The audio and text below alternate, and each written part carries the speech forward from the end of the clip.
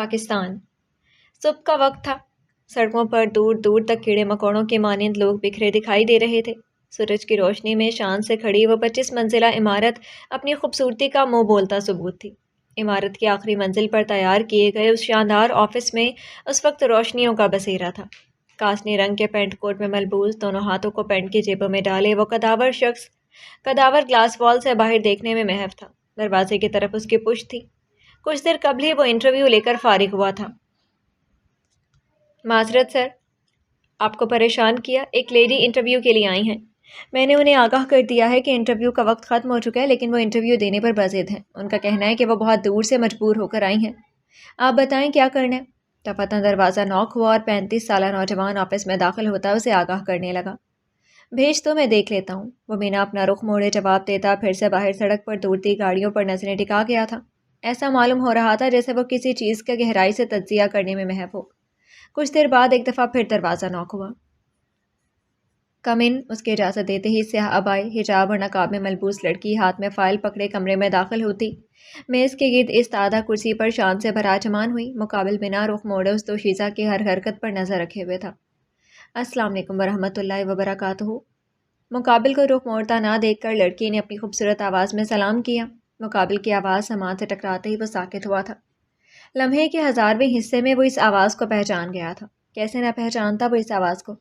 آخر کہاں کہاں نہیں ڈھونڈا تھا اس نے اس لڑکی کو؟ وہ حیرت کے باعث ششدر سا تھا، اس میں رخ موڑنے کی ہمت جیسے مفقود ہو چکی تھی۔ کیا ہوا؟ آواز سن کر ہی ساکت ہو گئے؟ ابھی تو بہت کچھ باقی ہے۔ خیر، میں یہاں نوکری کی تلاش میں حاضر ہوئی ہوں، مسٹر اریب وقار، وہ طنزیہ زمانی لہجے میں کہتی مقابل کو پلٹنے پر مجبور کر گئی۔ تو تم؟ وہ ٹرانس کسی کیفیت میں ایک ہی جست میں اس تک آتا اس کا نقاب اتار گیا۔ ہاں میں، ورا قاسم۔ وہ دونوں ہاتھوں سے اسے پیچھے دھکیلتی گورائی تھی۔ جھوٹ، ایک دم جھوٹ۔ تم ورا قاسم ماضی میں تھی، اب تم ورا اریب ہو۔ ورا اریب وقار ہو، میری بیوی، میرے نکاح میں ہو تم۔ قاسم مر چکا ہے ورا، اور یہ بات تم جتنی جلدی سمجھ جاؤ اتنا بہتر ہے۔ اسے دونوں بازوؤں سے جکڑ کر جھنجھوڑتا ہوا دھاڑا تھا۔ اپنی اونچی آواز سے تم مجھے نہیں ڈرا سکتے اریب وقار، میں ایک بیوی نہیں ماں بھی ہوں، اور مائیں اپنی اولاد کی خاطر مقابل کو چیر پھاڑ دینے کی صلاحیت رکھتی ہیں۔ اور اگر میرے اپنے سابقہ شوہر کا حوالہ لگانے سے تمہیں اتنی تکلیف ہو رہی ہے تو بتاؤ، کون جانتا ہے کہ قاسم اقبال کی بیوہ کسی اور کی ہو چکی ہے؟ کون جانتا ہے کہ اریب وقار شادی شدہ ہونے کے ساتھ بچوں کا باپ بھی ہے؟ ارے تمہیں تو خود ہی نہیں معلوم کہ تمہاری کوئی اولاد بھی ہے۔ وہ اس کے دونوں ہاتھ اپنے بازوؤں سے جھٹکتی اسے بلند آواز میں دھاڑی تھی۔ اریب اس کے انکشاف پر ایک دفعہ پھر ساکت ہوا تھا۔ ساتوں آسمان جیسے در پہ اس کے سر پر گرتے چلے گئے تھے۔ کیا ہوا؟ ساکت کیوں ہو گئے؟ بے فکر رہو، میں تمہیں اپنی اولاد کا کفیل بننے کا نہیں کہوں گی، میں اپنی اولاد کو خود پال سکتی ہوں۔ میری غلطی یہ ہے کہ میں جذباتی ہو کر یہاں نوکری تلاش کرنے آ گئی۔ شاید میں بھول گئی تھی کہ جس شخص کی ماں نے مجھے کبھی اپنی بہو تسلیم نہیں کیا اور مجھے در در کی ٹھوکریں کھانے پر مجبور کر دیا، وہ شخص کیا اپنی اولاد کی ذمہ داری اٹھائے گا؟ وہ شخص کیا ہی کفالت کرے گا اپنی بیوی اور بچوں کی، جس کی چابی خود اس کی ماں کے ہاتھ میں ہے؟ ڈگڈگی کے مانند اپنے ماں بہن کے اشاروں پر ناچنے والے مردوں کے لیے شادی سے بہتر ہے مر جانا، تاکہ کسی لڑکی اور اس کے آنے والے نسل کی زندگی برباد نہ ہو۔ وہ اسے اچھے سے سناتے دوبارہ سے نقاب لگاتی وہاں سے جانے لگی۔ چلو میرے ساتھ۔ اسے جاتا دیکھ کر وہ اس کی کلائی اپنے مضبوط ہاتھ میں دبوچتا اسے آفس میں بنے ایک کمرے کا دروازہ کھولتا اسے لیے اندر داخل ہوا۔ یہ تصویر دیکھ رہی ہو؟ اس تصویر میں موجود لڑکی کو جانتی ہو؟ وہ سامنے دیوار پر چسپائے خوبصورت دوشیزہ کی تصویر کی طرف اشارہ کرتے ہوئے استفسار کرنے لگا تھا۔ نہیں، میں نہیں جانتی۔ کون ہے یہ؟ اور اس کی تصویر پر سرخ رنگ سے کراس کا نشان کیوں لگا ہوا ہے؟ وہ ناسمجھی سے تصویر کی جانب دیکھتی استفسار کرنے لگی۔ یہ ہے فقیہہ وقاص احمد، تم میری سوتیلی بہن بھی کہہ سکتی ہو۔ قاسم کی قاتل ہے یہ۔ تم جانتی ہو، مجھے وائل اور کاب کو قاسم اپنی جان سے بھی زیادہ عزیز تھا، لیکن شاید اس کی اتنی ہی زندگی تھی۔ وہ تم سے شادی پر بہت خوش تھا، لیکن یہ خوشی اسے راس نہ آئی اور وہ نکاح کے بعد ہی چل بسا۔ شاید اس کی زندگی اتنی ہی لکھی تھی۔ مجھے جتنی قاسم سے محبت تھی اتنی ہی اس سے نفرت ہے، کیونکہ یہ میرے بھائی جیسے دوست کی قاتل ہے، اور بہت جلد میں اور وائل اس سے انتقام لینے والے ہیں۔ اریب نفرت سے پھنکارتا اسے آگاہ کر رہا تھا۔ واہ اریب وقار واہ، ایک مرد ہو کر تم نہیں پہچان سکے کہ تمہارے دوست کا قاتل کون ہے؟ یہ معصوم تو مہرہ رہی ہے، اس پر تو الزام تراشی کی جا رہی ہے۔ اس معصوم کے کندھے پر رکھ کر بندوق چلائی گئی تھی اور اس کا نشانہ قاسم تھا، اصل مجرم تو کوئی اور ہے۔ وہ استہزائیاں تالیاں بچا کر کہتی مقابل کو ٹھٹکنے پر مجبور کر گئی۔ کیا مطلب ہے تمہارے کہنے کا؟ آخر کہنا کیا چاہتی ہو؟ اریب اس کی طرف رخ کرتا درشتگی سے استفسار کرنے لگا۔ جن کا شیوا اپنی ماں بہن کے اشاروں پر ڈگڈگی کی طرح ناچنا ہو وہ حق تلاش نہیں کر سکتے۔ وہ صرف وہی دیکھتے ہیں جو انہیں دکھایا جاتا ہے، وہی سنتے ہیں جو انہیں سنایا جاتا ہے۔ اس لڑکی کو دیکھیں، کیا عمر ہوگی اس کی؟ زیادہ سے زیادہ 20 سال۔ اور قاسم کے انتقال کو کتنا وقت گزر چکا ہے، یاد ہے آپ کو؟ لگائیں حساب کہ قاسم کے انتقال کے وقت کتنی چھوٹی ہوگی یہ لڑکی۔ انصاف وہیں ملتا ہے جہاں جرم ہوا ہو۔ میں ڈنکے کی چوٹ پر پورے یقین سے کہتی ہوں کہ یہ لڑکی قاتل نہیں ہے، اور میں پر یقین اس لیے ہوں کیونکہ میں ایک عورت ہوں، اور ایک عورت ہی دوسری عورت کی نفسیات کو اچھے سے پہچان سکتی ہے۔ ورا پر یقین سے کہتی مقابل کو کشمکش میں مبتلا کر گئی۔ تم اتنے یقین سے کیسے کہہ سکتی ہو؟ کیا تم قاسم کے قاتل سے واقف ہو؟ اریب اب پوری طرح اس کی طرف متوجہ ہوتا ماتھے پر بل ڈالے اس سے استفسار کر رہا تھا۔ ہاں میں واقف ہوں قاسم کے مجرم سے، اور میں یہ بھی جانتی تھی کہ کسی معصوم لڑکی کو مہرا بنایا گیا ہے، اور آج اس لڑکی کو دیکھ بھی لیا۔ یہ معصوم لڑکی کہاں سے قاتل لگتی ہے؟ یہ تو خود بہت سی سازشوں کا شکار لگتی ہے، وراز پاٹ لہجے میں کہتی فقیہہ کی تصویر کو تکنے لگی۔ کون ہے قاسم کا قاتل؟ کیا تم اسے جانتی ہو؟ اریب اسے بازو سے پکڑ کر اس کا رخ اپنی سمت موڑتا سوال کو ہوا تھا۔ فقیہہ، قاسم اور میرا مجرم ایک ہی ہے، لیکن میں اس کا نام نہیں بتاؤں گی کیونکہ میرے پاس کوئی ثبوت نہیں ہے، اور بنا ثبوت کے میں انہیں مجرم ثابت نہیں کر سکتی، اور نہ ہی کوئی میرا اعتبار کرے گا، خاص کر میرا نام نہاد شوہر اریب وقار۔ وہ تنفر سے کہتی استہزائیہ مسکرائی تھی۔ میں جاننا چاہتا ہوں کہ کون ہے قاسم کا قاتل تاکہ اسے اس کے انجام تک پہنچا سکوں، اور تم خود مجھے اس کے متعلق آگاہ کرو گی۔ اریب نے مقابل کو جیسے چیلنج کیا۔ عورتوں کی چالیں بہت عظیم ہوتی ہیں اریب وقار۔ ہماری دشمن بھی ایک انسانی روپ میں چھپی شیطانی عورت ہے۔ اب عورت کی نفسیات کے مطابق اس کے ساتھ نہیں کھیل سکتے۔ اب میں اس کی نفسیات کے ساتھ اس کے ہی مطابق کھیلوں گی۔ اس کھیل کی ابتدا دشمن نے کی ہے، لیکن اس کا اختتام میں کروں گی۔ آپ اس داؤ پیش کو نہیں پہچان سکتے جو عورت پہچان لیتی ہے۔ خیر، میں یہاں نوکری کے لیے آئی ہوں، امید ہے مجھے نوکری مل گئی ہوگی۔ وہ شاطرانہ مسکراہٹ لبوں پر سجا کر سرد لہجے میں کہتی مقابل کو حیران کر گئی تھی۔ کیا یہی تھی وہ معصوم لڑکی جس سے اس نے نکاح کیا تھا؟ کیا یہی تھی وہ لڑکی جس کی معصومیت پر اس کا دوست جان وارتا تھا؟ تمہاری نوکری پکی ہے، تم میری پرسنل سیکرٹری ہو۔ اریبہ مشکل خود کو ہوش کی دنیا میں لاتا اسے آگاہ کرنے لگا۔ اسے پسند نہیں تھا اپنی بیوی کا یوں نوکری کے لیے دھکے کھانا، لیکن وہ یہ فیصلہ بہت کچھ سوچ کر مصلحت کے تحت کر رہا تھا۔ ٹھیک ہے، میں کل سے وقت پر آ جاؤں گی، خدا حافظ۔ وہ شانے اچکا کر بے نیازی سے کہتی جس طرح خاموشی سے آئی اسی طرح خاموشی سے نکلتی چلی گئی، جبکہ یہ کچھ وقت کی ملاقات اریب وقار کی زندگی تلپٹ کر گئی۔ مجھے اگلے 1 گھنٹے میں مس وارا کی تمام معلومات اپنی میز پر چاہیے، گھر کے پتے کے ساتھ۔ وہ فون کان کے ساتھ لگا کر کسی کو ہدایت دیتا لمبے لمبے ڈگ بھرتا آفس سے نکلتا چلا گیا تھا۔ لندن شام ہو چکی تھی، فقیہہ کو ہوش آ گیا تھا، اسے ICU سے پرائیویٹ روم میں شفٹ کر دیا گیا تھا۔ تنزیلہ بیگم کے لیے کینٹین سے کچھ کھانے کے لیے لینے گیا تھا، جبکہ وقار صاحب کسی ضروری میٹنگ کے سلسلے میں کچھ دیر قبل ہی آفس کے لیے نکلے تھے۔ حفصہ بیگم اور حماد صاحب بھی اس سے مل کر گھر جا چکے تھے۔ تنزیلہ بیگم بیڈ کے سرہانے استادہ کرسی پر براجمان تھی۔ یہ سب تمہارے باپ کی دی ہوئی اذیتیں ہیں جو آج میری بیٹی اس حال میں ہے، اللہ پاک اسے بھی ان تکالیف سے گزارے۔ تنزیلہ بیگم نخوت سے سر جھٹکتی نفرت سے کہنے لگی۔ نہیں مما، نہیں، پلیز اس طرح نہ کہیں، وہ اب آپ کے شوہر نہ صحیح میرے بابا ضرور ہیں، پلیز انہیں بد دعا نہ دیں، وہ تڑپ کر کہتی۔ تنزیلہ بیگم کی بات درمیان سے کاٹ گئی۔ تنزیلہ بیگم نے حیرت کی زیادتی سے اسے دیکھا۔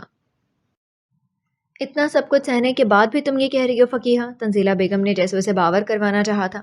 مما، وہ کیسے بھی ہیں میرے باپ ہیں، حضرت ابراہیم علیہ السلام کے باپ آزر تو ان کو آگ میں جلانے والوں کے ساتھ پیش تھا، لیکن پھر بھی انہوں نے کبھی اپنے باپ کو بد دعا نہیں دی۔ مما، وہ آزر جیسے باپ تو نہیں ہے، چاہے شرابی ہو جواری ہو، ایک بیٹی کے لیے اس کا باپ بہت اہمیت رکھتا ہے۔ مما، بیٹی کی باپ سے محبت فطری ہوتی ہے، اور میری فطرت بھی عام لڑکیوں جیسی ہے کیونکہ میں ایک عام لڑکی ہی ہوں مما، وہ افسردگی سے کہتی کمرے کے دروازے پر کھڑے وقاص احمد کو ساکت کر گئی تھی۔ تنزیلہ بیگم نے رشک سے اپنی بیٹی کو دیکھا جو اتنا سب کچھ سہنے کے بعد بھی اپنے رشتوں سے کس قدر محبت کرتی تھی۔ بے شک تمہارے باپ نے تمہارا قتل نہیں کیا، لیکن تمہیں موت کے منہ تک ضرور پہنچا دی ہے، تنزیلہ بیگم نے نفرت سے کہتے ہوئے سر جھٹکا۔ ان سب میں ان کا قصور نہیں ہے مما، انہوں نے نہیں کہا تھا مجھے اپنی طبیعت خراب کرنے کا، بس میں ہی اپنا دل بڑا کر کے ان کی غلطیوں کو بھلا نہیں پا رہی۔ قصور تو سراسر میرا ہے کیونکہ میں ان سے محبت کرتی ہوں، وہ مجھ سے محبت نہیں کرتے۔ میری محبت میرا عمل ہے، انہوں نے مجھے خود سے محبت کرنے پر ہرگز مجبور نہیں کیا۔ میں تو اپنی فطرت کے ہاتھوں ان سے محبت کرنے پر مجبور ہوں۔ تنزیلہ بیگم اسے دیکھ کر رہ گئی تھی۔ وہ کتنی آسانی سے خود کو مجرم ٹھہرا گئی تھی، کتنی آسانی سے وہ اپنے باپ کو ہر الزام سے بری کرتی خود کو قصوروار ثابت کر گئی۔ شاید ہر بیٹی ہی ایسی ہوتی ہے، رشتوں کو بچانے کی خاطر خود کو مجرم ٹھہرانے والی، رشتوں کی بقا کی خاطر منہ پر کفل لگائے نہ کردہ جرم کی سزا سہنے والی۔ تم نے عمار سے شادی کے لیے بھی اس لیے رضامندی دی تھی نا، کیونکہ یہ تمہارے باپ کی خواہش تھی؟ تنزیلہ بیگم جانچتی نظروں سے اسے تکتے استفسار کرنے لگی۔ آپ کہہ سکتی ہیں ماما، فقیہہ نے زمانی الفاظ میں اپنا جرم قبول کیا۔ تم نے اس شخص کا مان رکھنے کی خاطر خود کی عزت نفس مجروح کر دی۔ تم نے نرمین جیسی احساس کمتری کا شکار ذہنی مریض عورت کے سامنے خود کو پیش کر دیا۔ تم جانتی تھی کہ نرمین تمہاری ذات کا تماشا بنا دے گی، تمہارے کردار کو نشانہ بنائے گی، تمہیں بدنام کر دے گی، لیکن پھر بھی تم نے اس شخص کا مان رکھا۔ اور وہ عافیہ، جسے وہ اپنی سگی بیٹی مانتا ہے، وہ اس کا مان کیوں نہیں رکھ سکی؟ تنزیلہ بیگم حیرانی کے باعث اس سے استفسار کر رہی تھی۔ عافیہ کی اب وہ اہمیت نہیں ہے ان کے نزدیک، کیونکہ عافیہ نے ان کے خلاف جا کر ساحل سے منگنی کی ہے۔ ان کے انکار پر اس نے کہا تھا کہ وہ اس کے باپ نہیں ہیں، اس لیے وہ اس کی زندگی پر کوئی حق نہیں رکھتے، اور نہ ہی انہیں اس کی زندگی کے معاملات میں دخل اندازی کا کوئی اختیار ہے۔ شاید اس دن انہیں سمجھ آ گیا تھا کہ سگی اولاد سگی ہی ہوتی ہے۔ عافیہ نے ان کا مان نہیں رکھا کیونکہ وہ ان کی اولاد نہیں تھی۔ مجھے ان کا مان رکھنا ہی تھا ماما، کیونکہ میں ان کی سگی اولاد ہوں۔ فقیہہ خلا میں گھورتی تلخی سے کہتے مسکرائی تھی۔ دروازے پر کھڑے شخص کی آنکھیں نم ہوئی تھیں۔ اس شخص نے تمہیں مجھ سے اس لیے چھینا تاکہ وہ مجھے تکلیف دے سکے۔ تنزیلہ بیگم نے اسے آگاہ کیا تھا۔ جانتی ہوں ماما، وہ آپ کو میری جدائی سے تڑپانا چاہتے تھے، اور آج میں انہیں ان کے پاس رہ کر ہی خود کے لیے تڑپا رہی ہوں۔ میں آپ کا انتقام لے رہی ہوں ماما۔ میں اس شخص کے ساتھ آپ کی بھی بیٹی ہوں ماما۔ مجھے دونوں کی طرف سے تنہا ایک محاذ پر لڑنا ہے۔ فقیہہ نے ایک تھکن بھری سانس خارج کی۔ ڈرپ میں موجود مایا قطرہ قطرہ کینولے کے ذریعے اس کے جسم میں اتر رہا تھا۔ اگر اتنی ہی محبت تھی تو اپنے باپ کی طرف سے دیا گیا پہلا تحفہ جو کروڑوں کی مالیت رکھتا تھا، وہ تم نے کیوں بیچ دیا؟ تم جانتی ہو کہ تمہارے نگاہ کا جوڑا تمہارے باپ نے تمہیں زندگی میں پہلی بار بطور تحفہ دیا تھا۔ تنزیلہ بیگم جیسے آج سب کچھ جان لینا چاہتی تھی۔ میں انہیں خوش فہم نہیں رکھنا چاہتی تھی۔ اگر وہ جوڑا میرے پاس رہتا تو انہیں معلوم ہو جاتا کہ میرے دل میں ان کے لیے کچھ گنجائش اور نرمی باقی ہے۔ میں اپنی کمزوری سے انہیں آگاہ نہیں کرنا چاہتی تھی، کیونکہ باپ سے محبت فطری ہے اور میں انہیں اپنی فطرت سے آگاہ نہیں کرنا چاہتی تھی۔ میں نے وہ جوڑا اسی لیے بیچ دیا کیونکہ میں چاہتی تھی کہ ان کی خوش فہمی کی دیوار چکنا چور ہو جائے۔ مجھے معلوم تھا کہ مسز عماد بابا کے دوست کی بیوی ہیں اور ان کے بیٹے سے میرا نکاح ہو رہا ہے۔ ہاں، میں ان کے بیٹے کو نہیں جانتی تھی۔ میں نے مسز عماد کو وہ جوڑا اس لیے بیچا کیونکہ مجھے پتا تھا کہ وہ جوڑا میرے لیے خریدا گیا ہے، اور اس طرح میرے باپ کی خوش فہمی بھی دور ہو گئی اور ان کا دیا گیا تحفہ بھی اب بطور نکاح کے جوڑے کہ میرے کمرے میں میرے پاس ہمیشہ محفوظ رہے گا۔ فقیہہ آج ان کے سامنے اپنا دل کھول گئی تھی۔ ہر وقت خود پر بے حسی کا خول چڑھا کر رکھنے والی وہ نازک لڑکی ایک معصوم دل کی مالک تھی۔ مجھے سمجھ نہیں آ رہا کہ میں تمہیں کیا کہوں فقیہہ، میرے پاس الفاظ ختم ہو گئے ہیں۔ اتنا سب کچھ چھپانے کے باوجود بھی تم اس قدر اس شخص سے محبت کرتی ہو، یہ بات میرے لیے تکلیف دہ ہے، کیونکہ میں نہیں چاہتی کہ اس بے حس انسان کی بے رخی ہر بار کی طرح تمہیں توڑ کر رکھ دے اور پھر تمہیں خود ہی سمیٹنا پڑے۔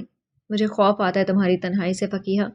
تنزیلہ بیگم اپنا خدشہ ظاہر کرتی رو دی تھیں۔ آخر ماں تھیں وہ اس کی، مقابل کی باتوں نے انہیں ہلا کر رکھ دیا تھا۔ آپ پریشان نہ ہو ماما، میں اکیلی نہیں ہوں۔ اللہ پاک ہر وقت میرے ساتھ ہے۔ جس اللہ نے مجھے مچھلی کے پیٹ میں یونس علیہ السلام کو اکیلا نہیں چھوڑا تھا، وہ مجھے کیسے اکیلا چھوڑ دے گا؟ اور اب تو آپ کا داماد بھی ہے، فقیہہ سنجیدگی سے کہتی ان کا موڈ بدلنے کے لیے آخری جملہ شرارت سے کہہ گئی تھی۔ اچھا، میں تنزیل کو دیکھ کر آتی ہوں، نہ جانے کہاں رہ گیا یہ لڑکا، ٹرپ بھی پوری ہونے والی ہے۔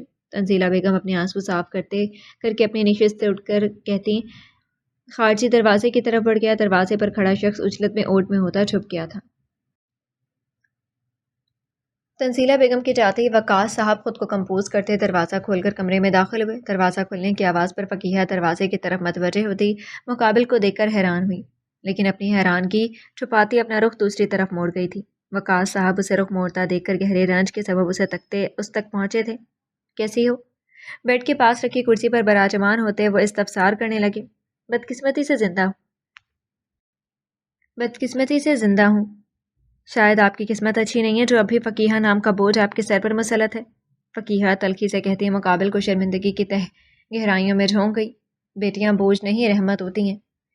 وہ محبت پاش نظروں سے اسے تکتے جیسے آگاہ کر رہے تھے۔ فقیہہ نے ایک جھٹکے سے اپنا رخ موڑ کر شدید حیرانگی کے باعث انہیں دیکھا۔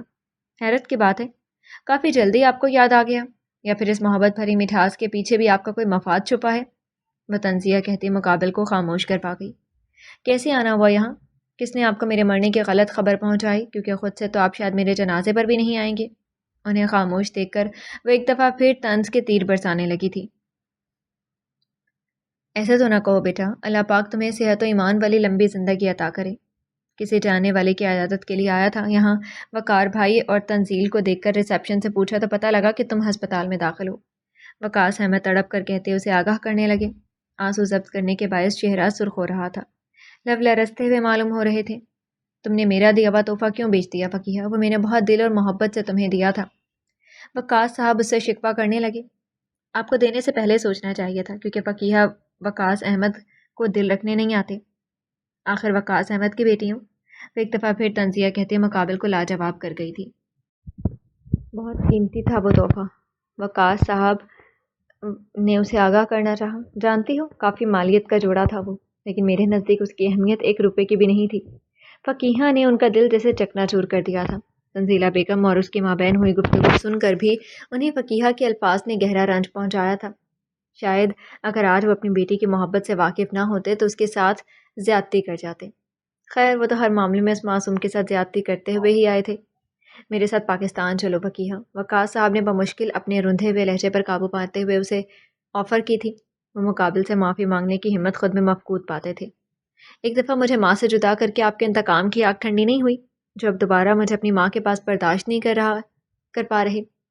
وہ سوال کو ہوتے مقابل کو ان کے گناہ باور کروا گئی۔ وقاص صاحب نے شرمندگی کے باعث نظریں چرائی تھیں۔ ایسی بات نہیں ہے، تمہارا جب دل کرے تب آ جانا، میں تمہیں مجبور نہیں کر رہا۔ انہوں نے اپنی صفائی پیش کی۔ وہ کسی مجرم کے مانند اس سے گفتگو کر رہے تھے۔ آپ مجھے مجبور کر بھی نہیں سکتے مسٹر وقاص احمد، جس طرح دادا دادی 20 سال قبل آپ کو مجبور نہ کر سکے۔ آخر آپ کی ہی اولاد ہوں۔ وہ بدتمیزی سے انہیں بہت کچھ باور کرواتی لب کھینچنے پر مجبور کر گئی۔ ماضی کو یاد کرنا ضروری تو نہیں، مقابل نے اسے جیسے شکوہ کیا تھا، اور آپ کے اس ماضی نے مجھے میری ذات اور میری شخصیت کو مسخ کر کے رکھ دیا ہے۔ لیکن آپ کو کیا پرواہ، آپ تو اپنی زندگی میں خوش ہیں نا؟ اور وہ کیا کہا تھا آپ کی بیگم نے کہ جو لوگ بوجھ ہوتے ہیں انہیں اپنے حق میں آواز اٹھانے کا حق نہیں ہوتا۔ فقیہہ انہیں آگاہ کرتی ششتر کر گئی تھی۔ انہیں آج پہلی دفعہ فقیہہ نے انیسہ بیگم کے خلاف کچھ کہا تھا۔ ان کے ظلم سہ کر بھی وقاص صاحب سے کچھ نہیں کہتی تھی، یا شاید وہ جانتی تھی کہ انہوں نے بھی اپنی بیوی کا اعتبار کرنا ہے، اس لیے وہ وقت سے پہلے سمجھدار ہوتی اپنے راز خود تک ہی محدود رکھتی تھی۔ خود کو بوجھ کہنا بند کرو فقیہہ، تم بوجھ نہیں ہو۔ وقاص احمد بے بسی سے چیخ اٹھے تھے۔ بائیں آنکھ سے نکلتا ایک خاموش آنسو رخسار پر بہتا داڑھی میں جذب ہوا تھا۔ بچپن سے اب تک مجھے ہر لمحہ یہ باور کروایا گیا ہے کہ میں ایک بوجھ ہوں، اور آج آپ کتنی آسانی سے کہہ رہے ہیں کہ میں خود کو بوجھ کہنا بند کر دوں، جبکہ اب تو میرا لاشعور بھی خود کو ایک بوجھ ہی تصور کرتا ہے۔ فقیہہ بھی اذیت کے باعث چیخ اٹھے تھی۔ کتنی آسانی سے وہ اسے باز رہنے کی ہدایت دے رہے تھے۔ یہ الفاظ وہ چند بار نہیں سن سکے تھے، اور وہ یہ الفاظ سنتی ہوئی جوان ہوئی تھی۔ جس نے بھی یہ بوجھ لفظ تمہارے ذہن میں بٹھایا ہے وہ اس کا جواب ضرور دے گا۔ وقاص صاحب طیش میں آئے تھے۔ کس سے جواب مانگیں گے، اور خود کو کیا سزا دیں گے؟ سب سے پہلے مجھے اپنے انتقام کا مہرہ تو آپ نے بنایا تھا۔ مجھے میری ماں سے جدا کیا صرف اس لیے تاکہ وہ ساری زندگی میرے لیے تڑپتی رہے۔ ارے آپ کیسے بھول گئے؟ ابھی حال ہی میں کیا آپ مہرے کے طور پر مجھے استعمال کرتے ہوئے عمار بھائی سے نکاح کرنے پر مجبور نہیں کر رہے تھے؟ پہلے خود کے گناہ یاد کریں اور خود کا محاسبہ کریں۔ اپنی ماں کے ساتھ کی گئی زیادتیوں کا تو میں سوال ہی نہیں کر رہی، آپ تو اپنی اولاد کے ساتھ کی گئی زیادتیوں کا حساب نہیں دے سکتے۔ فقیہہ شدید طیش کے عالم میں کہتی مقابل کو خاموش کروا گئی تھی۔ بلند آواز سے بولنے کے باعث اس کا تنفس پھولنے لگا تھا۔ سر میں شدید درد کی ٹیسیں اٹھنے لگی تھیں۔ وہ دونوں ہاتھوں سے اپنا سر تھام گئی۔ دفتن دروازہ ایک دفعہ پھر کھلا۔ تنزیر اور تنزیلہ بیگم ڈاکٹر کے ہمراہ کمرے میں داخل ہوئے۔ وقاص احمد پر نظر پڑتے ہی تنزیلہ بیگم دروازے پر ہی رک گئیں۔ بچو کیا ہوا آپ کو؟ بچو آپ ٹھیک ہو؟ تنزیل فقیہہ کو اپنے سر تھامتا دیکھ کر ایک ہی جست میں اس تک پہنچتا فکر مندی کے باعث استفسار کرنے لگا۔ تنزیل، انہیں کہو چلے جائیں یہاں سے، بہت جلد میرے مرنے کی خبر بھی ان تک پہنچ جائے گی، پھر جشن منائیے گا میری موت کا۔ فقیہہ چینخی تھی۔ پلیز آپ جائیں یہاں سے، میری بہن سے آپ کا کوئی تعلق نہیں ہے، جائیں یہاں سے۔ تنزیل وقاص احمد کو پیچھے کی طرف دھکیلتا بدتمیزی سے چیخا تھا۔ ڈاکٹر وصلت میں فقیہہ کی طرف بڑھتی اسے سنبھالنے لگی۔ وقاص احمد نم آنکھوں سے اپنی بیٹی کو بن پانی کی مچھلی کے مانند تڑپتا دیکھ کر اپنے آنسو صاف کرتے ایک جھٹکے سے وہ مڑتے وہاں سے نکلتے چلے گئے تھے۔ دروازے پر رک کر ایک لمحے کے لیے انہوں نے ابائے حجاب اور نقاب میں ملبوس تنزیلہ بیگم پر ضرور ڈالی تھی۔ ڈاکٹر ڈرپ آؤٹ ہو گئی ہے، بچوں کے ہاتھ سے خون نکل رہا ہے۔ تنزیل سر کے درد میں تڑپتی فقیہہ کو اپنے دونوں بازوؤں میں تھام کر اس کے ہاتھ سے بہتے خون کو دیکھتا ڈاکٹر کو آگاہ کرنے لگا۔ ویٹ میں دیکھتی ہوں، ڈاکٹر اجرت میں انجیکشن میں دوائی بھرتی ہوئی کہتی انجیکشن فقیہہ کے بازو میں لگا گئی۔ انجیکشن کے لگتے ہی کچھ ہی لمحوں میں وہ بے جان ہوتی تنزیل کے بازوؤں میں جھول گئی تھی۔ آپ انہیں لٹاؤ، میں ڈریسنگ کرتی ہوں۔ ڈاکٹر تنزیل کو ہدایت دیتی کاٹن نکالنے لگی۔ تنزیل ڈاکٹر کی ہدایت پر عمل کرتا فقیہہ کو بستر پر صحیح سے لٹا کے آتا۔ ڈاکٹر اس کے ہاتھ کی ڈریسنگ کرنے لگی، ساتھ ہی دوسری جگہ کینولا لگا کر ایک ٹرپ لگاتی اس میں مختلف قسم کے انجیکشن شامل کرنے لگی تھی۔ شکر ہے کہ ان کی سانس میں مسئلہ نہیں ہوا، ورنہ ہمیں دوبارہ سے انہیں ICU میں شفٹ کرنا پڑتا۔ برائے مہربانی آپ انہیں ٹینشن سے دور رکھیں۔ ڈاکٹر انہیں سختی سے ہدایت دیتی کمرے سے چلی گئی۔ ماما آپ بیٹھیں بچوں کے پاس، میں بابا کو تمام باتوں سے آگاہ کر کے آتا ہوں۔ جبکہ تنزیلہ بیگم خاموش سے بستر پر بے سود پڑی اپنی جوان بیٹی کو تکنے لگی۔ ہسپتال میں دوسری طرف کہانی کا کوئی اور کردار بھی اپنی کسی پیارے سے ملنے آیا ہوا تھا۔ سیاہ 3 پیس سوٹ میں ملبوس، بالوں کو پیچھے کی طرف جیل لگا کر سیٹ کیے، دائیں ہاتھ میں ایک موٹی سلور زنجیر نما بریسلٹ پہنے، بائیں ہاتھ کی چوڑی کلائی میں سلور گھڑی پہنے وہ بیڈ کے ساتھ استادہ کرسی پر بیٹھا تھا۔ اب تو اٹھ جا میرے یار، اور کتنی دیر سونے کا ارادہ ہے؟ کیوں مجھے پریشان کر رہا ہے کعب؟ تو جانتا ہے تیرے سوا میرا یہاں کوئی نہیں ہے۔ اری بھی پاکستان ہوتا ہے، قاسم اس دنیا میں نہیں رہا، اور اب تو بھی کتنے وقت سے ہم سے منہ موڑے بیٹھے ہے۔ تجھے ترس نہیں آتا مجھ پر کعب؟ اٹھ جا میرے یار، ہمیں مل کر دشمنوں سے قاسم کا انتقام لینا ہے۔ ہم قاسم کے خون کو ضائع نہیں ہونے دیں گے۔ ہمیں ہماری دوستی پر تاریخ رقم کرنی ہے۔ ابھی بہت وقت ہے، ابھی بہت وقت ہم نے ساتھ گزارنا ہے میرے دوست۔ آج تک قاسم کی جدائی کا زخم مندمل نہیں ہو سکا۔ اب تو پریشان نہ کر۔ میں یہاں روز تجھ سے ملنے آتا ہوں، لیکن تو مجھے منہ ہی نہیں لگاتا۔ ایک دفعہ تو بس اٹھ جا، میں گن گن کر تجھ سے بدلے لوں گا۔ دیکھ یار، تیرے بغیر لندن کا یہ بزنس ٹائکون کچھ بھی نہیں ہے۔ تیرے بغیر میری خوشیاں ادھوری ہیں۔ تو ہی تو میرے جینے کی وجہ ہے میرے دوست۔ اب اتنی دیر بھی نہ کر کہ تیرے انتظار میں ہی اپنی سانسیں ہار دوں۔ وہ 30 سالہ نوجوان مسلسل بیڈ پر دراز وجود سے باتیں کرتا اسے ہوش میں لانے کی کوشش کرنے لگا تھا، جو کہ نہ جانے کتنے عرصے سے کوما میں جا چکا تھا۔ بیڈ پر دراز وجود سب سن سکتا تھا، لیکن حرکت کرنے سے قاصر تھا۔ چل اب میں جا رہا ہوں، تجھے تو میری بات ماننی نہیں ہے، تو نے تو اٹھنا نہیں ہے۔ تو میری نیند سے بیزار ہوا کرتا تھا، آج نہ جانے کتنے وقت سے تو سو رہا ہے۔ تیرا یہ سونا مجھے بالکل اچھا نہیں لگ رہا میرے یار، کل پھر آؤں گا۔ ابھی مجھے کام سے جانا ہے، چلتا ہوں، اللہ حافظ۔ وہ ایک دفعہ پھر اپنی سی کوشش کرتا، اپنی نشست چھوڑ کر اٹھ کھڑا ہوتا، مقابل کے ماتھے پر محبت بھرا بوسہ دیتا، وہاں سے نکلتا چلا گیا تھا۔